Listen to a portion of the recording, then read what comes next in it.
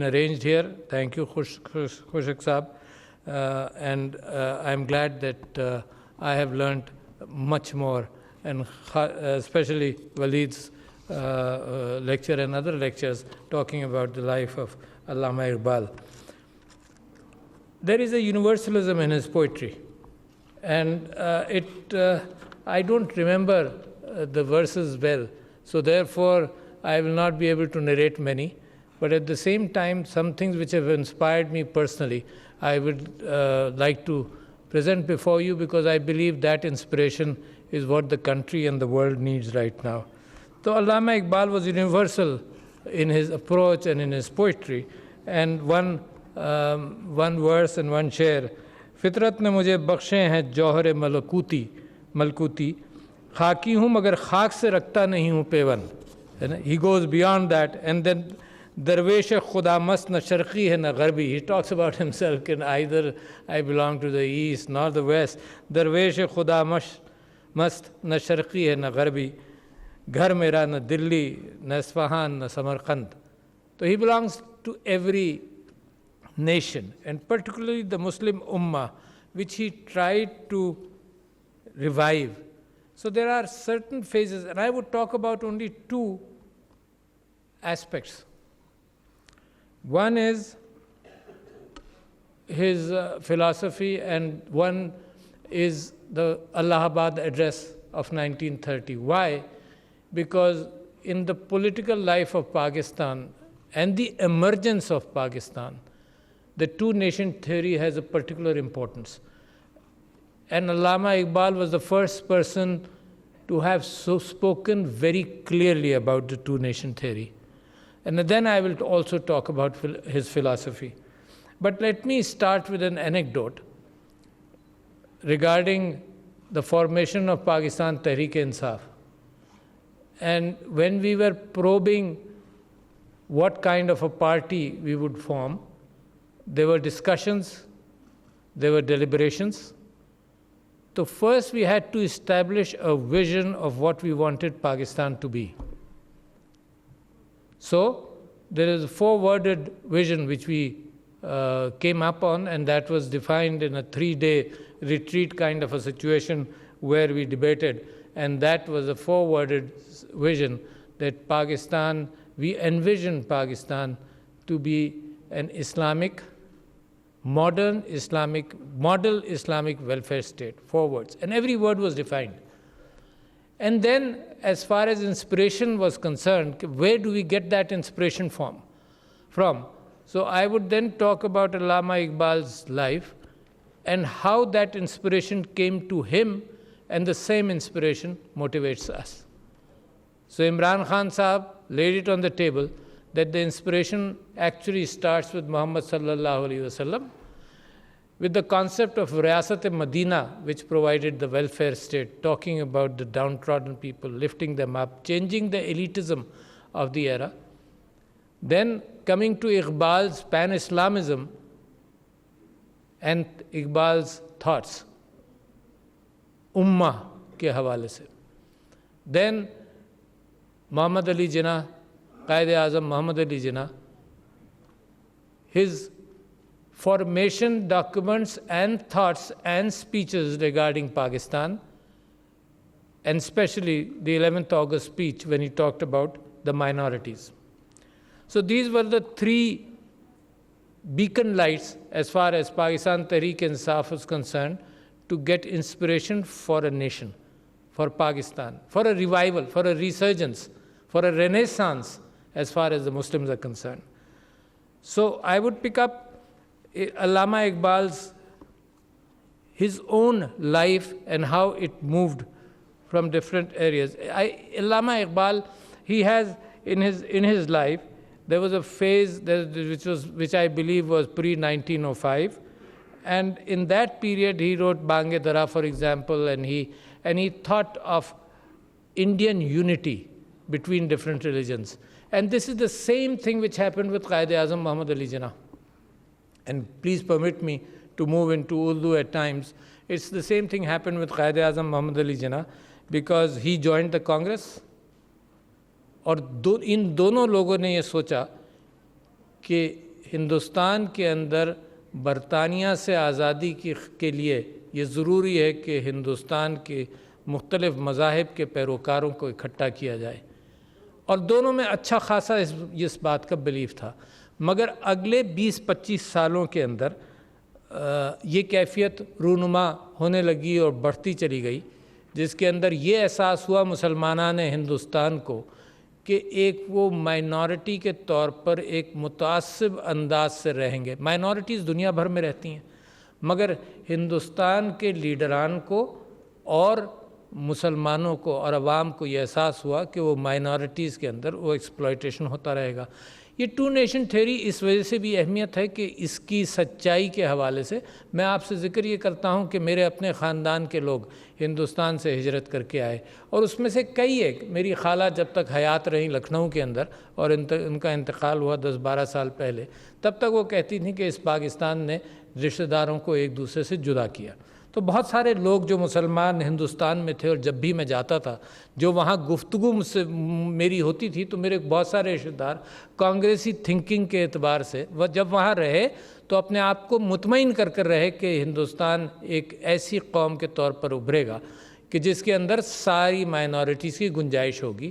اور علامہ اقبال اور محمد علی جناح یہ وارننگ دیتے رہے کہ ایسا نہیں ہوگا، لہٰذا ایک الگ قوم کی طرف جایا جائے۔ تو میں علامہ اقبال کی بات کر رہا تھا، میں ان کے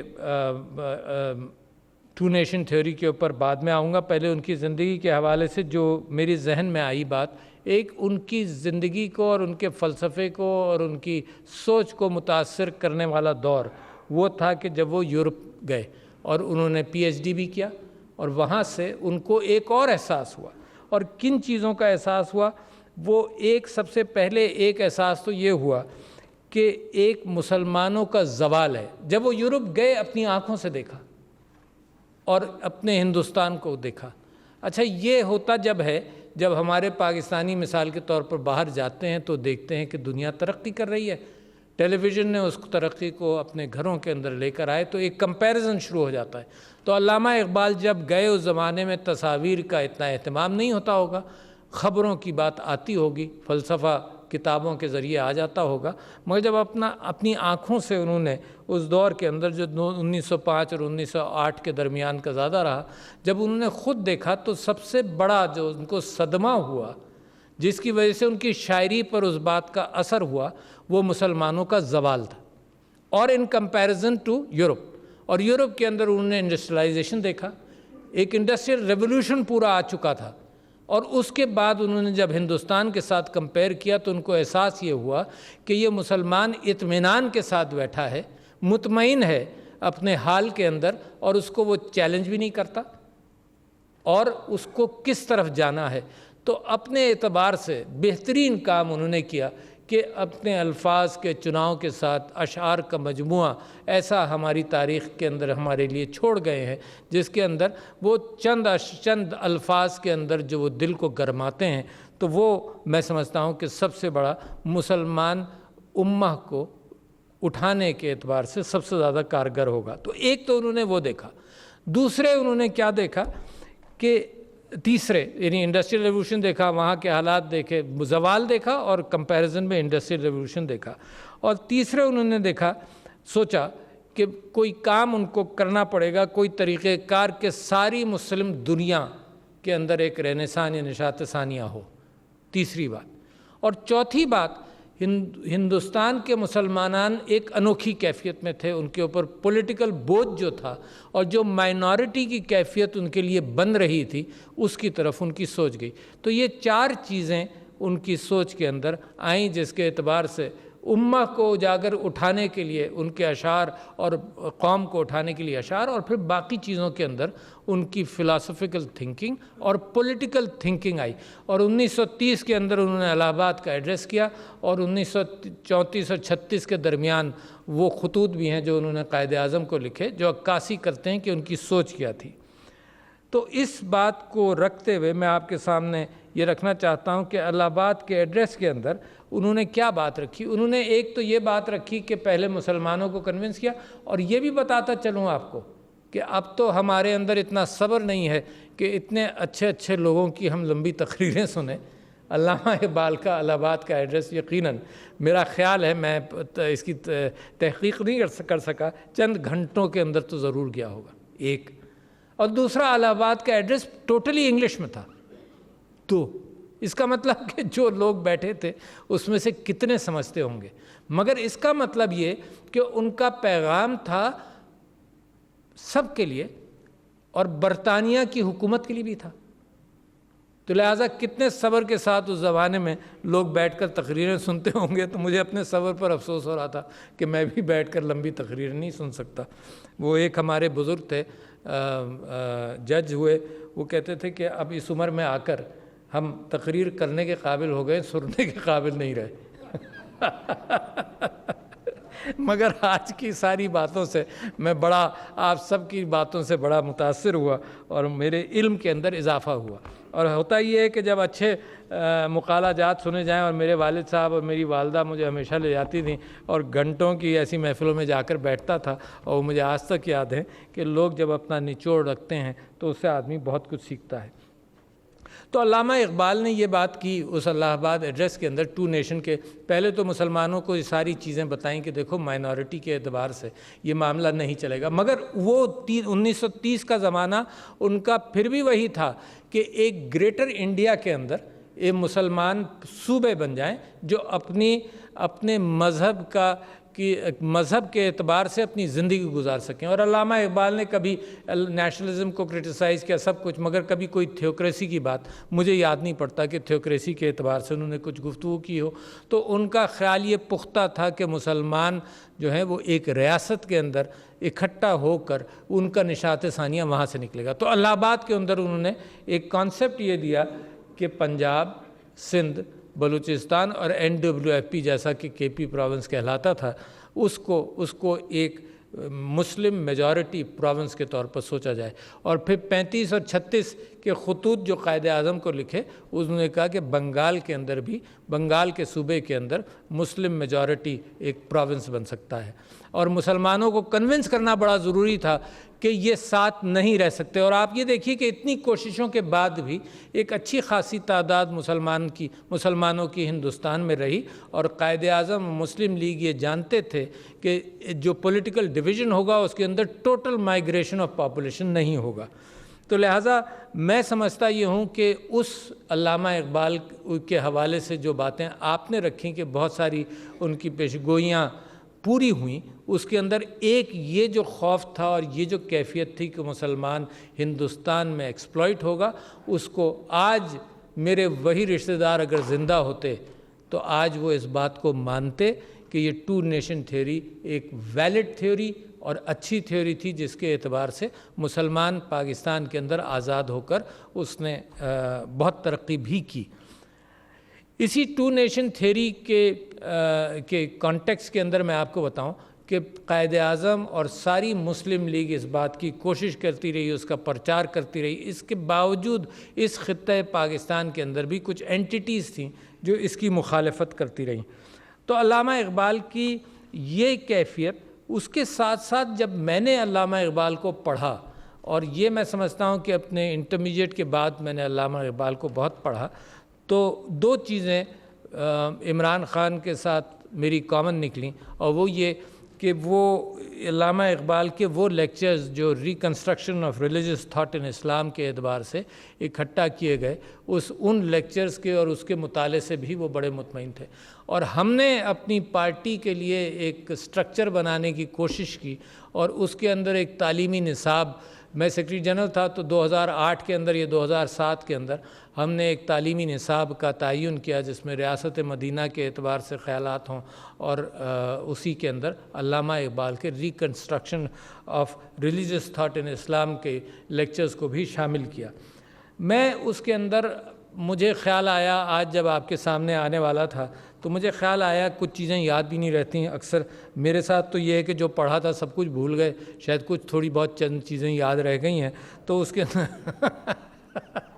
یہ کیفیت، جب میں اسکول کے لیے امتحان کے لیے پڑھتا تھا تو مجھے یاد تھا کہ جب فرسٹ ڈویژن، جب میں پہلی مرتبہ کتاب پڑھتا تھا تو اس کا 50% یاد رہے گا، اور جب میں دوسری مرتبہ ریوائز کرتا تھا تو 70% تک جا سکتا تھا، تیسری مرتبہ 90 تک جاتا تھا۔ تو انسان کا اپنا جو ڈیٹا سٹوریج ہے اس کے اندر جناب میرا دماغ جو ہے اور آپ سب کا دماغ اس کو خالی کرتا رہتا ہے، نئی چیزیں ڈالتا رہتا ہے۔ اتنا بڑا نہیں ہے کہ سب چیزیں جو پڑھے وہ ہمیشہ کے لیے آ جائیں، محفوظ ہو جائیں۔ تو اس کے اندر ان کا آخری ایک لیکچر ہے جس کے اندر انہوں نے یہ سوال اٹھایا کہ کیا مذہب ایگزسٹ کر سکتا ہے یا مائتھولوجی ایگزسٹ کر سکتی ہے۔ اس کے اندر انہوں نے 3 سٹیجز کا ذکر کیا۔ ایک سٹیج انہوں نے کہا کہ انسان کی زندگی میں، مسلمانوں کی زندگی میں ایک ایمان کی سٹیج ہے۔ جب ہم پیدا ہوئے اور ہم نے گھر کے اندر نماز دیکھی اور اسلام کا قانون دیکھا اور ہم نے ریچولسٹکلی پڑھنا شروع کر دیا، تو پہلا سٹیج وہ ہے جو فیتھ کا اور ایمان کا ہے۔ اچھا، یہ صرف فیتھ ہے، ایمان کہ آپ نے بھروسہ کر لیا اپنے باپ کی بات کے اوپر اور معاشرے کی بات کے اوپر اور آپ نے پریکٹس شروع کر دی۔ مگر دوسرا فیتھ سٹیج جو ہے وہ زیادہ انٹرسٹنگ ہے۔ اس کے اندر منطق اور ریشنلائزیشن کا دخل ہوتا ہے۔ پھر آپ اس کو سوچتے ہیں کہ یہ قانون ہے کیا اور اس قانون نے میری زندگی کے اندر کیا اچھائیاں بونی ہیں۔ تو وہ ریشنلزم کا دور آتا ہے آپ لوگوں کی، ہم سب کی زندگی کے اندر بھی وہ آیا۔ اور تیسرا دور جو علامہ اقبال جس کے اندر صوفیت سے بھی متاثر ہوتے ہیں، صوفیہ اکرام سے بھی متاثر ہوتے ہیں، اور وہ کہتے ہیں کہ ایک ڈائریکٹ کانٹیکٹ اسٹیبلش ہوتا ہے بٹوین یو اینڈ نیچر۔ اور وہ اس کے متعلق میں نے جتنا پڑھا، میں انٹریگڈ ہوں علامہ اقبال کے فلسفے سے اور علامہ اقبال نے جو بات کی، اور آج جو سائنس آج بھی بات کر رہی ہے اور فلسفے آج بھی بات کر رہے ہیں۔ انہوں نے ایک صوفی کا ذکر کیا کہ اس کو قرآن کی سمجھ جب تک نہیں آئے گی، اور بڑا اچھا یعنی یہ تھنکنگ ہے کہ قرآن کی سمجھ انسانوں کو، مسلمانوں کو جب تک نہیں آئے گی جب تک اس کے اوپر قرآن اس طرح سے نازل نہ ہو جس طرح سے میرے نبی کے اوپر نازل ہوا۔ اس کا مطلب یہ نہیں ہے کہ فرشتے آئیں گے اور بتائیں گے، اس کا مطلب وہ کیفیت ہے جو ریمارکیبل کیفیت قرآن کی اثر کرے گی، اس کے الفاظ۔ اور یہ نزول میں نے اپنے والد صاحب پر دیکھا، اور آپ سب بھی اس بات کی گواہی دیں گے، آپ سب اپنی زندگیوں سے، کہ کبھی کبھی قرآن کی کچھ چیزیں پڑھ کر آپ کو نیا اندازہ ہوتا ہے کہ اچھا اس صورت کا مطلب یہ ہے۔ دیکھو کتنی خوبصورت اور کتنی اچھی بات اللہ تعالیٰ نے کہی ہے، اور زندگی کے مختلف موقعوں پر مختلف صورتیں میری زندگی میں اثر کرتی ہیں۔ تو علامہ اقبال نے وہ صوفی کو کوٹ بھی کیا، نام نہیں لیا۔ انہوں نے کہا کہ دیکھو جب تک وہ نزول اس انداز سے نہیں ہوگا، جب تک اسلام کا، قرآن کا ہمارے دلوں میں اس طرح سے نہیں اترے گا۔ پھر فلسفے کے اعتبار سے کانٹ کو بھی کوٹ کیا، اور اس کی کانٹ کی ایک ٹریٹائز ہے از میٹافزکس پاسبل، اس کے اوپر علامہ اقبال نے کہا کہ از ریلیجن پاسبل، اسی کے اعتبار سے اس کا جواب تھا۔ ہیسنبرگ کو، نیچے کو، گوئٹو کو جیسے یہاں پر ذکر بھی ہوا۔ اور پھر علامہ اقبال یہ فرماتے ہیں جو بڑی اہم ہے میرے لیے، علامہ اقبال یہ فرماتے ہیں کہ انسان جو ہے جیسے جیسے اس قانون سے، ایمان سے اور پھر منطق سے، اس کے آگے جب اس کا تیسرا سٹیج ہے جس کے اندر صوفیہ اور انسان تلاش کرتا ہے وحدت اور روحانیت، تو جو اصل انسان اور مسلمان بدلے گا وہ جب وہ روحانی اعتبار سے یہ نیچر کو انڈرسٹینڈ کر لے گا۔ میں نے بڑا متاثر ہوا اس بات سے کہ یہاں پر ایک بات یہ کہی گئی کہ علامہ اقبال نے قدرت کے حوالے سے جو بات رکھی تھی وہ ایولیوشن اور انوائرمنٹ کے اعتبار سے کتنی اچھی، میں نے یہاں کہیں نوٹ کیا تھا جب آپ تقریر کر رہے تھے، مجھے مل جائے گا یہاں پر تو میں بات کروں گا۔ جیسے وہ علامہ اقبال نے کہا کہ میں یہ جو ستارہ ہے اور جس کو انہوں نے دیکھا اور کہا پتہ چلا کہ 100 سال بعد پھر آئے گا تو میں اپنے پوتے کی نظروں سے دیکھوں گا، تو یہ ایک کنٹینیوٹی کا ان کا ذکر تھا جس کے اندر موت اور زندگی الٹیمیٹلی انسان کو جیسے جیسے اندازہ ہوگا کہ کیا حقیقت ہے اور کہاں اللہ تعالیٰ کی چیز کو تو پہچان بھی نہیں سکتا، کیونکہ کائنات اتنی بڑی ہے، میں اور آپ تو کیڑے مکوڑے سے بھی چھوٹے ہیں ایز فار ایز کائنات از کنسرن۔ اس کو فلسفے کے اعتبار سے ہی سمجھنے کی کوشش کی جا سکتی ہے۔ پھر علامہ نے ایک اور بات اس میں ریکنسٹرکشن آف ریلیجیس تھاٹ میں کی جو بڑی اہم ہے. انہوں نے کہا کنزرویٹزم جو ہے مذہب کے اندر اور سائنس کے اندر اور علم کے اندر زہر ہے. انہوں نے کہا کنزرویٹم کا اگر آپ نے چشمہ یا لبادہ اوڑھ دیا یا اپنے کھوپڑی پر وہ ٹھان لی تو اس کے بعد آپ کے اندر تبدیلی نہیں آئے گی, کیونکہ آپ پھنس جائیں گے ان پرانی چیزوں کے اور پرانی سائنس کے ساتھ اور پرانی منطق کے ساتھ کہ جو نئے زمانے کے حوالے سے آپ کو بدلنی چاہیے. اور انہوں نے اس پر تعجب کا اظہار کیا کہ مجھے تعجب ہے کہ مسلمان کتنے اطمینان کے ساتھ بیٹھا ہوا ہے, اور پدرم سلطان بود کے حوالے سے صرف اس کا ذکر ہے اور وہ خود خوش ہے کہ نہیں ہم نے نہیں بدلنا. اور آپ ہندوستان کے اس زمانے کو اگر آپ یاد کریں تو اس کے اندر کیفیت یہی تھی کہ سر سید احمد خان اور بہت سارے لوگ آ کر مسلمانوں کو بار بار وہ اجاگر کرتے رہے کہ بدلو, بدلنا پڑے گا ورنہ دنیا میں نہیں رہو گے. اچھا, پھر منطق کے اندر, فلسفے کے اندر ایک چیز آج بھی ڈسکشن ہوتی ہے, اگر آپ برٹرن رسل کو پڑھیں اس میں بھی ڈسکشن ہوتا تھا کہ حقیقت کیا ہے. کیونکہ میں نے دیکھ لیا, محسوس کر لیا تو یہ حقیقت ہے, آپ بیٹھے ہوئے تو یہ حقیقت ہے. حقیقت ہے کیا؟ اور سینسز اور فیلنگز کے حوالے سے فلسفی ہمیشہ اس بحث کے اندر لگے رہتے ہیں. تو علامہ اقبال نے رومی کی ایک چیز لکھی اس کے اندر, اور میں نے آج اس کو لکھا, کاپی کر آیا تاکہ میں آپ کے سامنے انگریزی میں پڑھوں. یہ تھادانی کی ٹرانسلیشن ہے رومی کے حوالے سے, اور وہ بات کرتے ہیں کہ ایولیوشن کو, جیسے ابھی میں نے ذکر کیا کہ علامہ اقبال یہ بھی کہہ رہے ہیں کہ میں اپنے پوتے کی نظروں سے دیکھوں گا, تو ایولیوشن کے اعتبار سے رومی نے کیا کہا, کہ کیا کہا اور بڑے خوبصورت انداز سے کہا. رومی کہتا ہے کہ آئی lived in ore and stone, کہ میں پتھر میں رہا, یعنی ایولیوشن شروع تو پتھر سے ہی ہوا نا. میں آئی lived in ore and stone and then I smiled in many tinted flowers, کہ پھر اسی طرح سے مجھے زندگی آئی, مگر وہاں سے شروع ہوئی, پتھر سے شروع ہوئی, پھر many tinted flowers and lo a man I became, پھر انسان بن گیا. مگر وہاں پر ختم نہیں ہوتا رومی, اور اقبال بھی اسی کو کوٹ کرتا ہے, یہ کہتے ہوئے اور یہ سمجھاتے ہوئے کہ and my goal is then beyond the clouds and beyond the sky, کہ ان بادلوں سے اور آسمانوں سے آگے ہے, کیونکہ علم اور کائنات تو ان بادلوں سے اور آسمانوں سے آگے ہے نا. بیانڈ نائٹ اینڈ ڈے, دن اور رات, یعنی دوسرے سسٹمز کی بھی بات ذہن میں آ گئی کہ سولر سسٹم سے آگے بیانڈ نائٹ اینڈ ڈے, یہ بھی آ گیا.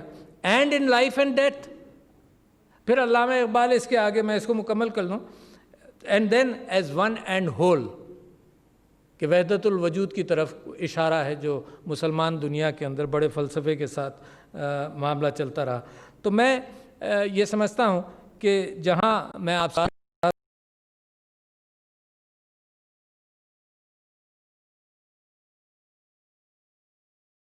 بھی ایک کریشن ہے اور میرا اس کے ساتھ کریشن سے ایک تعلق ہے. تو علامہ فرماتے ہیں کہ انسان اور مسلمان کے ساتھ پرابلم کیا ہے, اور سب سے بڑا پرابلم جس کا انہوں نے ذکر کیا کہ اندر سے وہ کانفلکٹ میں ہے, اندر اپنے کانفلکٹ کو ریزالو بھی نہیں کر رہا, اندر وہ کانفلکٹ کلیئرٹی اس کے ذہن میں نہیں ہے. اور باہر کا کانفلکٹ کیا ہے, باہر وہ کمپٹیشن میں, انسان اور مسلمان دونوں کے متعلق یہ بات درست ہے کہ اندر کا ایک کانفلکٹ اس کو ریزالو کرنا ہے جو روحانیت سے اس کا تعلق ہے, اطمینان کے ساتھ تعلق ہے, کنٹینٹمنٹ کے ساتھ تعلق ہے. اور باہر کیا کر رہا ہے, باہر وہ سیاست اور پالیٹکس کے اندر وہ آپس میں اتنے بڑے کمپٹیشن کے اندر مبتلا ہے کہ وہاں سے کوئی نتیجہ نہیں نکلنا. تو there is conflict between man inside and man outside. یہ ساری باتیں آپ کے ساتھ کرتے ہوئے میں سمجھتا ہوں کہ علامہ اقبال نے جس طرح سے مجھ جیسے چھوٹے آدمی کو جس طرح سے متاثر کیا, تو ہر شخص کو ان کی زندگی کے حوالے سے, ان کی رائٹنگز کے حوالے سے میں یہ جانتا ہوں کہ ہر شخص کے اوپر اثر انداز ہوتا رہے گا. پاکستان ایک نشاط ثانیہ کی طرف جا رہا ہے.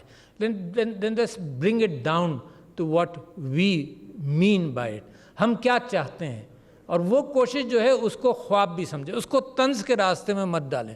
اگر ریاست مدینہ کا ذکر ہوتا ہے تو ایک پولیٹیکل طنز کے اعتبار سے اس کو نیچے نہیں کریں, کیونکہ یہ میرے اور آپ کے دلوں کی آواز ہے.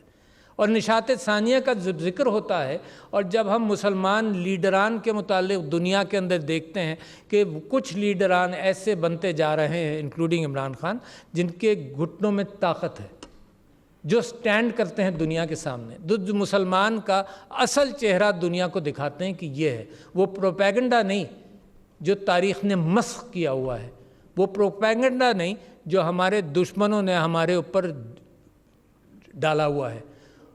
اور یہ آپ ہندوستان کے اندر بھی دیکھیے گا جہاں پر علامہ اقبال نے یہ بات کی ہے کہ جہاں سے ہم ایک آزاد مملکت کی طرف گئے ہیں، آپ ہندوستان کے اندر آپ یہ دیکھیے کہ جو حالات وہاں انہوں نے پیدا کیے ہیں اس کا نتیجہ یہ ہوگا کہ اپنے ملک کے اندر انہوں نے انتشار پیدا کیا۔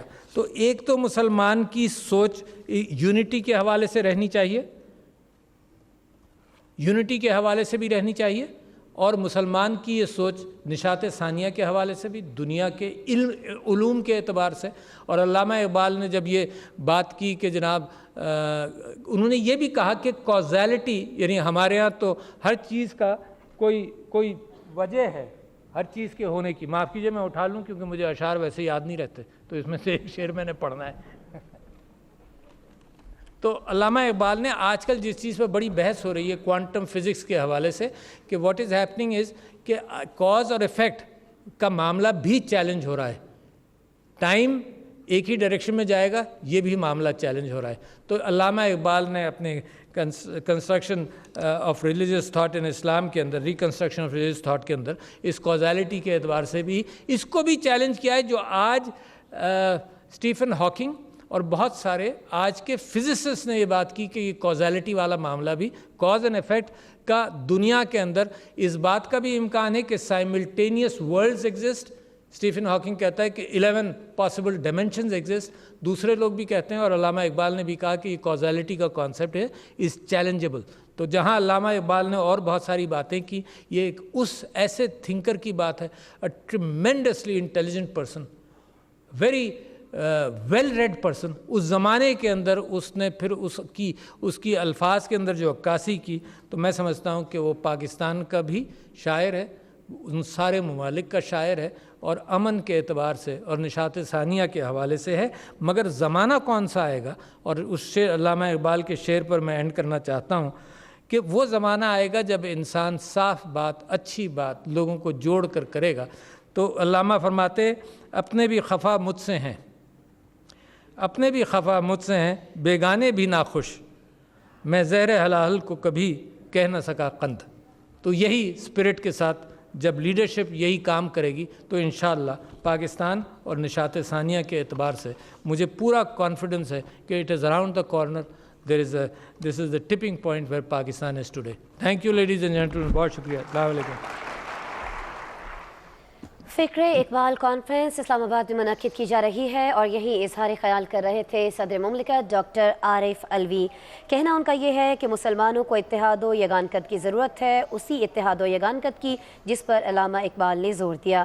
علامہ اقبال نے اپنی شاعری سے مسلمانوں کو اکٹھے رہنے اور ساتھ ہی ساتھ بہت سے چیلنجز سے نمٹنے کے لیے درس دیا۔ ان چیلنجز سے نمٹنے کے لیے اقبال کے فلسفے کو سمجھنا ضروری ہے۔ جس طرح سے اقبال نے الگ مملکت کا نظریہ پیش کیا تھا، برصغیر میں مسلمان اور ہندوؤں کے لیے بھارت کے حالیہ حالات دیکھے جائیں تو دو قومی نظریے کو بالکل سچ ثابت کرتے دکھائی دیتے ہیں۔